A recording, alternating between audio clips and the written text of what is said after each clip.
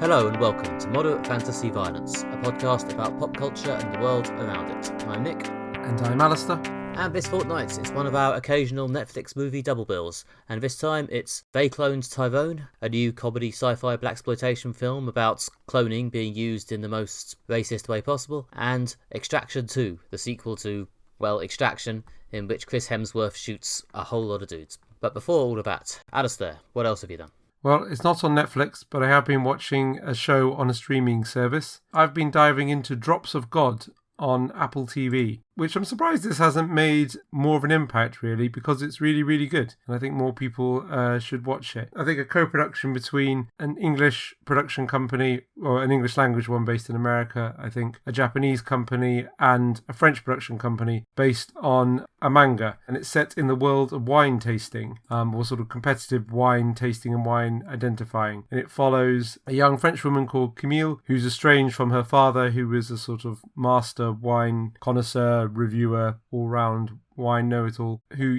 discovers that he died and she has to compete in a series of wine tasting oriented challenges against his star pupil, a Japanese man, to inherit his vast fortune of rare bottles of wine and I guess his sort of tacit beyond the grave approval. It's very tense. It's interesting how it unfolds the relationship between the characters, the two people vying to inherit this wine fortune and their relationship with the sort of mysterious dead wine master. It's really, really tense and things like that, even though a lot of it comes down to trying wine and identifying obscure ingredients or locations or things like that. There's a real tension because, it really gets you invested in the emotional stakes and the financial stakes in this competition. And this is a live action show, yeah? Yeah, it's based on a manga, but it's live action. That was going to be my next question, yes. Is this based on a manga, perchance? Yeah. It's live action and it's in English, French and Japanese. One of the main characters is French, another is Japanese, the two people competing for the prize. But then, there's various times when they meet other characters and they have to speak in English to be understood, through the various groups of characters and the different languages they understand. So it's kind of in a whole series of languages, but don't let that put you off. For some reason, the Apple TV subtitling is a bit odd in that it just subtitles absolutely everything, in even the bits that are in English. It doesn't seem to be able to turn the subtitles on and off. But it is a good show. I don't know if the fact that it's majority of it's non-English is what's holding it back from being popular. No, I don't know. I have vaguely heard of it, but hadn't got around to trying it or anything. Yeah, no, it definitely has the vibe of various manga I've encountered, where the theme is niche hobby, but it's life or death. Pretty much, yeah. But it does successfully kind of take you inside the world, kind of make you appreciate it, know enough about wine tasting in order to get the kind of dramatic beats. And crucially through making you emotionally invested in the main character, main characters, you're kind of invested in their struggle. And it's not set up as one of them is the good one you're supposed to root for and one of them is the bad one that you're supposed to dislike between the man and the woman. You find out a lot about them, their different personalities, their family backgrounds, things like that, which gets you really invested in the drama. There's a real tension to it once you get lost in the drama of it all. Yeah, no, I have heard some of these manga do a good job of really making you care about this niche stuff, so I'm glad this is a good one.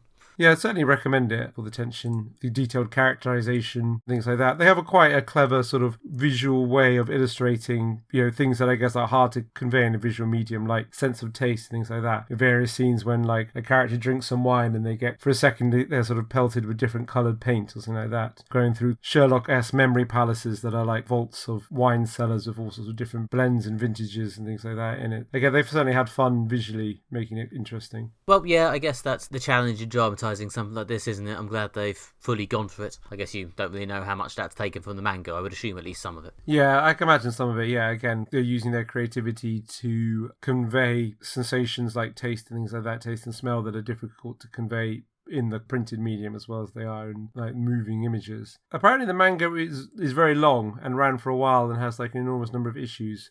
Whereas, this is only 8 episodes, and I'm not sure they're doing a second season. They sort of leave it at a point where you kind of feel that might be it, but I don't know if that's just Apple and other streaming platforms' desire to cancel things, and now showrunners are kind of, with each season, getting to the point when they feel like maybe we shouldn't end on cliffhangers, because then people will be disappointed when they don't come back. Well, if there's a lot more source material, then I'm sure they'll find something to do if they do get a second season. Yeah. Yeah. But I would recommend this, just as something that's a bit unusual, a bit different, and is very, very good. I think it's probably one of the best things I've seen this year that came out this year. Ooh, high praise. So better than both Barbie and Oppenheimer, yeah? Well, it's in the TV category, I suppose. So difficult to compare Barbie and Oppenheimer to each other because of their very different vibes. And this one also has a third very different vibe. It's less high drama than Oppenheimer, but obviously it's much more serious than Barbie. Although, there are comedic moments. I suppose it's not really, really dry. I suppose you should expect from something about wine. Some wines are dry. That is true. Yeah, I know something about wine, but nothing about this show. Well, watch this show and you too will understand kind of what colour is associated with fern or things like that in this character's mind. Yeah, it's a good show. I'd recommend it. Yeah, I think it's a bit of an undiscovered gem, so I'd like to, broadcast more to the world that this is something people should be watching. Anyway, I've been, watching people taste wine rather than drinking myself. Nick, what have you been up to since we last spoke? I have been listening to the new Blur album, The Ballad of Darren, which came out a few weeks ago. It'll be a few more weeks ago because we are recording this podcast a bit more in advance than usual for summer holiday scheduling reasons. Yeah, I've been listening to the new Blur album on and off a fair bit since it came out. This is, of course, the first album from Blur for about 10 years, I think. I think the last one, The Magic Whip, was like 2015, sort of mid-2010s. So yeah, having previously disappeared for about 10 years before that, they waited about another decade, and now they're back with The Ballad of Darren, a half-hour album which, as many sort of aging bands do, has toned down the sort of tempo and volume a little bit from some of their louder, younger stuff and gone into a more sort of mellow, ballad-orientated vibe, which I'm kind of in two minds about. They do it very well, but I'm not sure it's exactly what I want from Blur. Like, even when they were doing slightly more mournful, introspective stuff on 13, it was always quite dynamic music. It always had a certain amount of heavy guitar to it. Whereas The Ballad of Darren, it has more instrument power than, say, Damon Albarn's solo albums, because obviously there's, a whole band. There's Graham Coxon and his guitar. But in terms of the tunes and the level of intensity, it is often not that far away from some of Damon Albarn's solo albums. But having said that, there are a few really good songs that really do give me the Blur feeling of old. And crucially, it does feel like it's actually about something and saying something. Whereas The Magic Whip, although it does have a few nice little songs on it, did just kind of feel like a collection of songs. It could have easily been a B-sides album or something. Whereas The Ballad of Darren does feel like it's the lads at a sort of cantering through middle-age stage of their life, looking around at both their own lives and the wider world and kind of having a big sigh. Okay, that sounds good, yeah. So they do have something to say, which I suppose is always good. And, and a sort of a concept to unite the album, to kind of make it feel like these songs form a whole rather than just be disparate sections. Yeah, and as I say, there's a couple of good tracks. I'd say it's a very front-loaded album, to me at least, to someone who is perhaps less here for the ballads. The first 3 tracks on the album, which are the ballad St. Charles Square and Barbaric, are probably the highlight point for me. When I first started listening to the album, I got those 3 songs in order. I was like, okay, this is good, this is kicking off. But it does mellow out into regular ballads quite heavily after that. But there is a later track, the other single, the Narcissist, which is also quite good. And yeah, there's a couple of good songs towards the end as well. Sort of Avalon, which is inevitable, Damon Albarn pondering about Britain, and The Heights is a good sort of intense final moment. So there's bits and bobs throughout, but yeah, a lot of ballads, a lot of sort of pleasant, lightweight, slightly wafty ballads, which are very well done. Damon Albarn has done quite a lot of these, again, solo albums, and he's very good at it at this point. He does sound like he's very heartfelt about the things he's talking about, both wider world stuff and it sounds like he's had some personal life turmoil recently as well. And yeah, he's good at them at this point, but they're not perhaps what I personally want from Blur. So where does this rank in the overall hierarchy of Blur albums? The inevitable question. Probably below the sort of 5 really good ones in a row from like Modern Life is Rubbish to 13, but above the other 3. Yeah, I'd say it feels better and more cohesive than both Think Tank and The Magic Whip, which both, again, contain some decent songs in their own right, but always felt a bit disparate, and Think Tank also felt a bit maybe vacant without Graham Coxon. And then there's Leisure, their first album, which was the sort of half-formed first album. That's the one that everyone forgets, and most people don't even know about. Yeah, this isn't me really striking a blow against the consensus here, but no, I think Blur, as we more or less know them, kind of came into existence with the second album, Modern Life is Rubbish. Leisure is just kind of them figuring their shit out, although There's No Other Way is a tune. Yeah, I do like that song a lot, but I don't think I've ever actually sat down and listened to Leisure. I've only listened to it probably 2 or 3 times in my life, and I'm allegedly some kind of fan. Yeah, but I'm glad they're still making music, and, there's still some edge to it, some of the Blur magic is still there. I mean, I think there's probably reasons upon reasons why a lot of older bands mellow the songs out a bit. Just, I don't know, maybe just because it suits the energy in their lives at the moment, or just because they feel there's a dignity issue at some point. So yeah, it is what it is, and yes, it is nice to see them sort of focusing and saying things. And yeah, who knows? I mean, it's kind of hard to tell whether, obviously, they're doing another spate of concerts and shows around this. There were some big Wembley gigs a few weeks back. It'll be interesting to see if this leads to more regular Blur presences, or if this is just another brief flare-up before Dame Lama wanders off back to Gorillaz and maybe comes back to Blur in sometime in the mid-2030s. Yeah, I guess similar to what happened before. I mean, it's also interesting that Pulp have just done a whole big series of live shows, again, for the first time in 10 years. And yeah, their reunion 10 years ago was after about a 10-year hiatus after their last period of playing live and their last album. So yeah, I don't know, some bands I guess pick it up every 10 years or so. Pulp haven't done any new material since their last album in 2002, but they have been performing live and there's been huge appetite to see them, and the show was very, very good. I went to see it, this new revival tour. Yeah, Jarvis Cocker and the rest of the band can still do it. So yeah, I don't know if this is sort of, they've entered these stage, these Britpop bands have entered this stage of the 10-year-esque revival. I think Simon and Garfunkel have been doing revival every 10 years since the late 60s. Yeah, I mean, obviously, yes, we have reached a point where these bands we liked when we were teenagers are kind of teetering on the edge of becoming nostalgia acts. I mean, to be honest, it's been that way for a while. 90s nostalgia is, if anything, a few years old at this point. We're starting to trek our way into 2000s nostalgia at this point. Yeah, pretty much. Which is grim by itself. Yeah, you get people in, like, the guitarist in the Mysterines dresses like we all dressed at university, in the mid-aughts. But yeah, he's like, I guess, like 18, 19 because he's the guitarist of an indie band. But yeah, I guess they're consciously resurrecting that style of the kind of, like Strokes, which in itself was just like kind of riffing on kind of 60s and sort of 70s style anyway. There really are no such original ideas. Everything just gets repackaged every so often. There we go, lads. I look forward to 2020's nostalgia in about 20, 30 years' time, when we'll realise that most culture nowadays is just stuff that's nostalgic for something. So what, at this point, is there to repackage? Next up, this episode, we will be discussing They Cloned Tyrone, a modern blaxploitation sci-fi film from Netflix. Local drug dealer Fontaine, John Boyega, is going about his usual business, selling drugs, beating up rivals dealing on his patch, and hitting up deadbeat pimps for money he is owed, when a rival dealer shoots him dead. When Fontaine then wakes up the next day, unharmed, he suspects something strange is going on in his neighbourhood, so he enlists the help of pimp Slick Charlie, played by Jamie Foxx, and sex worker Yo-Yo, played by Teyana Paris, and they all try to get to the bottom of what's going on. What they uncover is a dark and sinister secret beneath the ghetto they live in. We saw this film recently. Nick, what did you think of it? Yeah, this was fun. This was good. This was entertaining. This bopped along. I don't know if it quite tipped over into great. In a way, it was quite frustrating, but I really feel like it could have been great if it was just a bit tighter and if it had slightly more jokes in it. But fundamentally, yeah, it's solid. It reminds me a bit of the Edgar Wright Cornetto trilogy, actually, only obviously with more sort of blaxploitation influences plus the sci-fi, rather than the various influences that Edgar Wright has. And yeah, it works with that well. It has these sort of people from this normal background, or this sort of, I guess, this background heavily inspired by some movies, and then sort of staggering into this ridiculous sci-fi plot and discovering, this incredibly ludicrous conspiracy involving cloning and reacting to it with the surprise and then the disdain and annoyance that you'd expect. And yeah, it's very good. If you want to see people looking irritated at a conspiracy, then this is very much the film for you. And yes, it's very nice to see John Boyega get a big lead role. So yeah, no, I enjoyed this. It was pretty good. Yeah, I liked it a lot as well. I thought it was funny and had a good plot and was engaging and things like that. Yeah, had something to say as well. I've got the exact same note that it sort of reminded me of Shaun of the Dead especially, but the Cornetto trilogy, because it's got that element of like a serious sci-fi story with some quite ridiculous characters in it.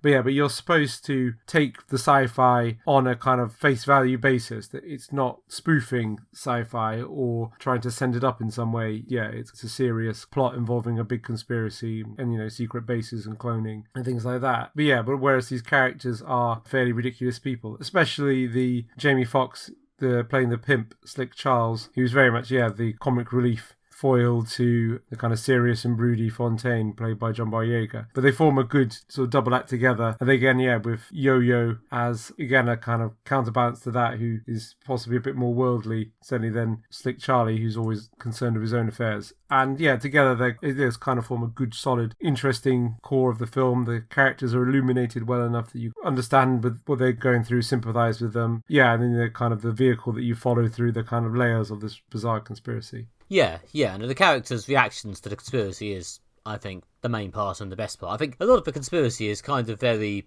sort of, you've seen this film, yeah, there's a certain amount of sort of, roughly what this is. You get it. There's sort of knowing winky references, which lets them sort of just pan over it happily, show you the conspiracy, and then focus in on the character's reaction to it and how the real world intersects with it, which is by far the more fun and funny part. Yeah. I like the fact that they have kind of weaved in aspects of the conspiracy, how it's manifest in the real world through elements of black culture in some ways. So yeah, or things that are associated with this kind of racialized ghetto where they live in. So yeah, obviously it begins with, the black character who's killed in a drug-based shooting, and then he pops up fine the next day. Yeah, I guess it's in the title, he's been cloned. And then, it comes up through other things, such as there's a bit with a sort of gospel performance in a church. There's various things bringing in food, music. Yeah, so it kind of touches on different elements of life in this, the whole thing that's kind of set around this, ghetto neighborhood in a sort of unnamed American town. But also, bringing in kind of like aspects of black culture. And that kind of links it back to this kind of blaxploitation thing going on, that it's kind of riffing on, again, films from the 70s and things like that. They were kind of, again, bringing black culture into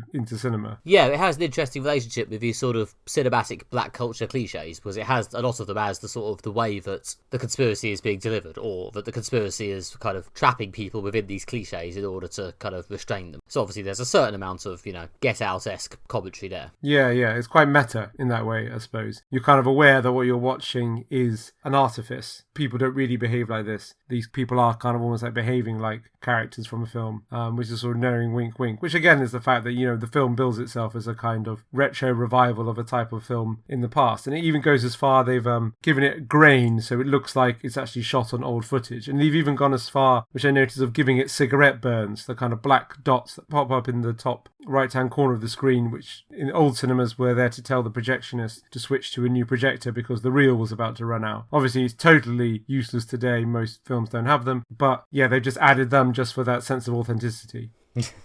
Yeah, on the one hand, the title is a good sort of nostalgic callback to those kind of films. On the other hand, part of me felt like I would have been more surprised by the film as it unfolded if I didn't already know that they cloned him from the title. But anyway, that might just be me. Yeah, I guess the title kind of conveys everything, like your plotted summary. It's got they cloned, they, a conspiracy, cloned the sci-fi bit, and Tyrone, I guess, a stereotypical name for like a black man in America. So it tells you everything you need to know in the title. It's a pretty good elevator pitch. But I suppose that is technically a spoiler for at least, I guess, the first third of the film. But you can't blame us, listeners, because it was them. It was there. It was in the title. They spoiled the film. Yeah, I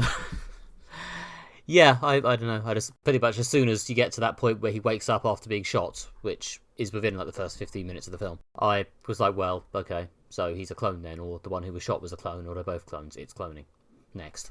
But next doesn't come for about 45 minutes. But it just gave it a weird rhythm to me, but this may just be pedantry. Or maybe I'm missing the point. I was, one of the things I was hoping when I was watching, I was like, I hope it's not just that he's been cloned, because obviously then it's quite obvious what's going on. But there's more to the conspiracy than just cloning. And there's like layers to unpack, so that gave it a bit more meat. Well, like the big extra meat beyond the fact that there's clones in it happens when you get to like the last half hour, 20 minutes of the film, when you get the exposition of what's really going on and the full extent of what they're trying to do. And so you when they get to the bottom of the conspiracy. But then it has kind of like some pretty big comedic set pieces at the end, also with big action scenes, so it pays off nicely. No, as I say, I sort of almost felt like it could maybe go a little bit harder or be a little bit funnier or have a bit more like big set pieces or big jokes or something. I feel like there was just something slightly missing for this to transcend to, genuine greatness, which it could have done. The cast are there. It's a very good cast. John Boyega's very good in this. He's very good as a sort of straight man a lot of the time, and he has a couple of big emotional scenes, which he does very well. Yeah, I thought the script was very good as well. Like, it's written in a very naturalistic way. There's a lot of dialogue that's kind of there, characters talking back and forth. It's not just plot focused. It's kind of like the opposite of the dialogue from The Last of Us that was very kind of sparse and efficient, whereas there's a lot of characters just talking and like arguing amongst themselves, which are in a naturalistic way. So like you say, say, you've got good script, you've got good performers and things like that. I felt the structure is very standard. Like, it's got all the normal beats. Like, there's a setup at the beginning, there's a period of the character like denying what's going on, there's a bit in the middle when they basically find out the crucial information, there's a low point when the character wants to give up and just ignore what's going on, and then there's like, it's all drawn together in a climax. It's quite standard. I don't know if they're trying to do that as a again, part of the commentary on black exploitation and other films that followed like a strict formula, but I did feel that like I kind of knew exactly what was going to happen at like each emotional beat. So yeah, again, it's not particularly surprising. Yeah. Did you find it quite hard to hear what people were saying at times? Was that just me? I had to turn subtitles on. Yeah, I did find it difficult, but I assume that was again kind of the point, sort of, that like this is a film about characters chatting. It's about how people naturalistically talk, or more accurately, it's a sort of stylized approach at naturalistic talk, I guess. Like, yeah, again, lots of slang and things like that are used, and the characters have quite individualistic way of talking, which is nice. Yeah, and again, it feels quite naturalistic. But what we're used to in films and TV as well is a lot of the dialogue is structured in a very accessible way, and it's supposed to kind of give you information as and when you need it, rather than having these extra bits of flair. So after a while I said, like, look, just let it wash over you. You'll absorb the key information from context and what you need, but you don't necessarily have to understand every single word or every single back and forth, because it's more about the feel they're trying to evoke than actually what's been saying, I suppose. Yeah, I'm afraid my inner completist couldn't stand missing a line, so I just turned subtitles on. Fair enough. I mean, I know that a lot of people claim that like modern streaming services, you kind of need subtitles and everything. Apparently there's something about going on with sound, although I don't really know enough to explain it. But I know a lot of people feel they need subtitles on absolutely everything, not just something that's written in this quite, I don't know, it's got a real sense of style to the writing. But yeah, it doesn't necessarily make it easy to follow. Yeah, I follow the basics fine, but then again, I did have subtitles on. But yeah, no, it was a good time. I think it's very solid and good at what it does. As I say, the cast pretty much make it work, I think. Yeah, absolutely. I think that they're what really elevate it. Yeah, they've got some great performers. Yeah, A-list people like Jamie Foxx and John Boyega, especially John Boyega, who is a great performer, and I think possibly slightly poorly served by some of the later Star Wars films he was in. Now it's nice to see him striking out on his own. Yeah, no, I liked The Last Jedi, but even I would have to admit that it did not seem to know what to do with John Boyega. So yeah, no, it's good to see him getting a big lead part here and getting to do the full gamut of lead character emotions. Yeah, and it reminded me that, he's brilliant in like Small Axe, which is obviously totally different. It's like a very contained, quiet, recent historical drama. But yeah, I'm glad that he didn't feel sufficiently burned from the sci-fi genre to like never come back to it by Star Wars after doing serious dramas for a bit. It seems like this would have been fun, even if his character in this isn't the most fun one. Yeah, and it's probably a good performance to do. It also reminded me of a film that came out a few years ago, I think before the pandemic, that did a lot of similar sort of execution, but probably a bit better, which was a film called Sorry to Bother You, which is, again, a similar thing in that it's set contemporary setting. It's exploring issues of kind of race in America, same as this film. Got a sort of sci-fi plot twist to it, and it goes in some kind of weird directions and ends up in some sort of strange places, but also kind of still has that kind of keeps the message consistent throughout. I think Sorry to Bother You's better because it kind of really at the end goes for like the absolute over-the-top madness and silliness, and there's some very strange bits which, if you haven't seen the film, I'm not going to spoil it. But yeah, I think it's exactly what you were saying, that like Sorry to Bother You pulls out the stops by at each kind of level it gets more ridiculous and more silly to the end when it's just kind of like is very, very strange. Yeah, and as I say, I was kind of waiting for this film to go batshit, and although it did have a very good sort of ending twist, it didn't quite go batshit. Yeah, which is probably, I think, that's the thing that it needed, something, an elevation at the end. Yeah, but I guess if there's a sort of wave recently, or at least pattern of films that are kind of like exploring race but using sci-fi plots but also throwing in a touch of comic weirdness, and I think it can only be welcomed, because that's a formula for a really entertaining, interesting film. Yeah, no, it's a strong entry. I enjoyed it.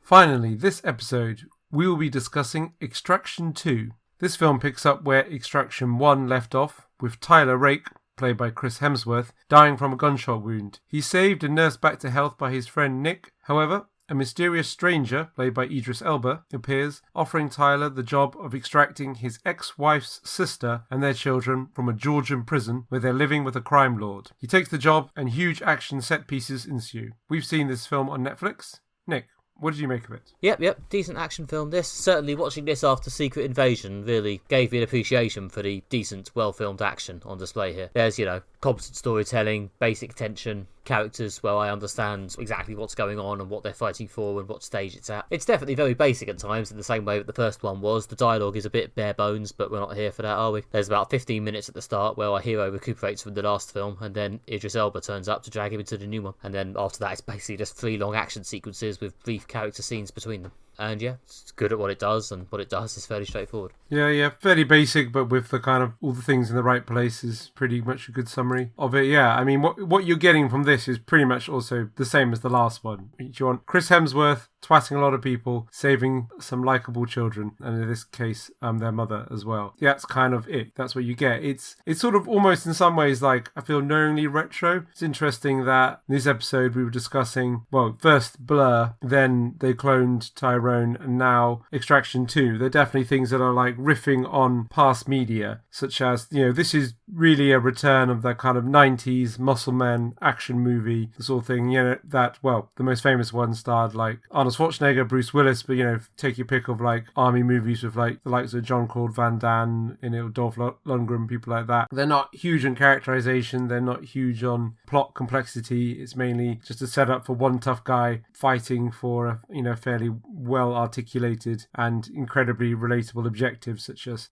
saving some children. But it works on a basic level that it's entertaining. I've not really learned anything about the human condition, but I certainly wasn't bored. Yeah, no, Chris Hemsworth is, I think, the right guy for this sort of stuff. He's both very up for the various action bits, and he's got a very high level of sort of basic charisma. He can do this sort of stuff and be likeable. He can do the action stuff and make it look cool. Maybe he will successfully have a big post-Marvel career as the sort of somewhat thinking man's action guy. I feel this is like the kind of brand he's carved out for himself, off the back of Marvel. He's done quite a few army films with varying degrees of seriousness. This one isn't silly in the sense of, it's not funny really at any point, not even like in a sort of, like knowing way like They Cloned Tyrone is, but it's not sensible that you're not really supposed to take it seriously, like, as he single-handedly fights like an entire prison worth of generic Eastern European goons, and survives numerous like shots to the chest and like blows to the head. You're not supposed to take this like seriously at all, but I think it all plays into this image, I guess, builds on the back of Thor, of Chris Hemsworth being like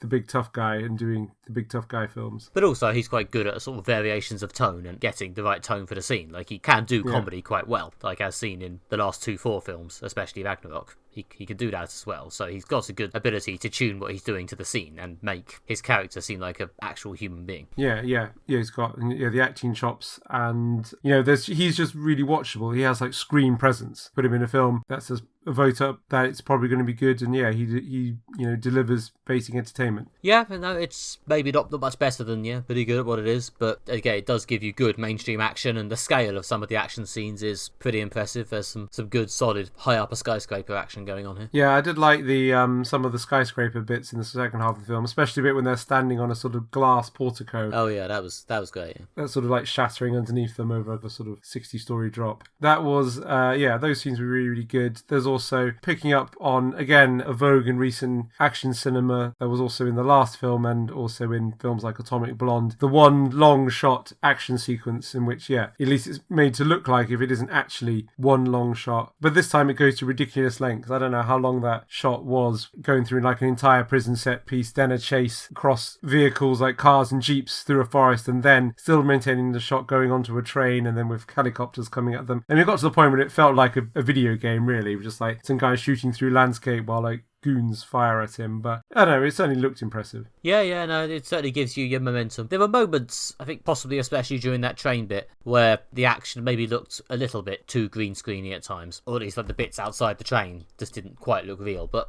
all in all, they pull it off. I think they can. I don't know. Maybe it's a bit less exciting in a post-lockdown world. Can Extraction compete with Mission Impossible and Friends on its tiddly Netflix budget? Maybe not. But I think it pulls it off here. Yeah, I mean, it was certainly, an entertaining evening in. I felt with the enormous long action scene, the problem is, like, it was kind of going a bit too long and a bit too far. Like, I could believe it if it was just in the prison, because I just didn't believe they had the budget to close down all that space to shoot one continuous action scene involving, like, moving through various locations and things like that, because, like, location management's expensive. I could believe they might have done it in one set, but moving through so many things, it kind of of, I guess if you know something about how films are made, then you're kind of aware that this isn't, you're being tricked into being convinced that this is one long shot in a series of locations rather than just a lot of green screen. But it still was impressive to look at, and I don't know, I like the ambition of it. Like, it was a sort of almost like a signature from Extraction 1, despite the fact it's been done in, and was done in the Daredevil show and things like Atomic Blonde. But yeah, it became a sort of signature, and this time they were like, go bigger. Go bigger, go crazier, more helicopters, more trains, more nameless goons. Yeah, no, it's ultimately Chris Hemsworth's ability to just kill dudes remains intact. The number of random people who die as we consider their human life, and then another one gets killed 2 minutes later. Yeah, and they're sort of like, generic Eastern European mobster warlord sort of baddies. We're very much in the state of 90s muscle action movies when it's perfectly morally acceptable for him just to like blow through like 200 people. If you stop and think about it on some level, these people I guess have children and lives and families and things like that.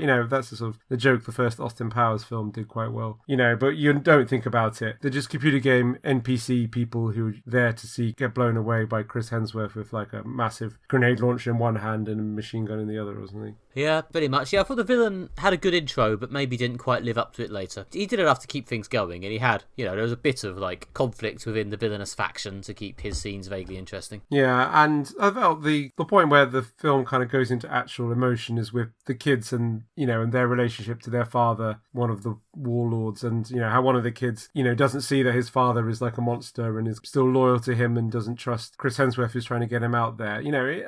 It's more than just people fighting over a MacGuffin. It's not just like one long fight sequence over just like a box with a nuclear bomb in it or something like that. The fact that like there are these children and they have like relationships with some of the other characters gives it that bit more than just, like I say, video game NPC violence sort of thing. So that's where the film has an emotional core. Yeah, the stuff with the kid who almost ruins everything with his stupid love for his father is one of those things which could have been annoying, but I think the actor playing him actually does pull it off. It does actually work as a sort of tension. You can actually buy that this kid has some divided loyalties. Yeah. There's a scene when a friend of Chris Hemsworth dies. Won't spoil who it is in case you want to see this, and that lands emotionally and things like that. So it's like you feel invested in it enough to care enough about these, even though these quite crudely drawn simplistic characters, but you believe them in enough that like even though the character basically sort of dies just to give a bit more extra emotional heft to the final confrontation between Chris Hemsworth and the villain. But it's kind of very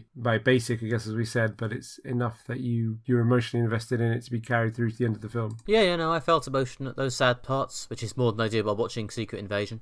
Must stop making unflattering comparisons to Secret Invasion, but But I think this goes to show how you need to really get the basics right first, and which is what this does. I mean, I think we said last time when we were talking about things like Oppenheimer that the fact that it gets character and tension, and kind of a basic like thriller plot line, it then creates a strong structure that you can build things on it, like complex discussions of the morality of nuclear weapons or bringing history and quantum physics and things like that. But you need to have those basics right, and that's the most important thing that comes first. Good storytelling and engaging characters, and this film shows you that the basics are up there. There is not really anything more than the basics, but the basics are there, which again, that's more than could be said for again something like Secret Invasion that's maybe trying to say something more, but without those basics it just falls totally flat. Yeah, I hate to say it, but I would probably rather watch this or the previous film than watch Secret Invasion again. At least I would be guaranteed some entertainment. Yeah. Also, speaking of Idris Elba, isn't the endings of this film very similar to the ending of the Netflix Luther movie? Yeah. Maybe they're setting up the crossover, Extraction Luther crossover. It's tonally bizarre. The Netflix movie extravaganza, The Netflix cinematic universe of scary dudes. He puts on the jacket and goes, "We're putting a team together."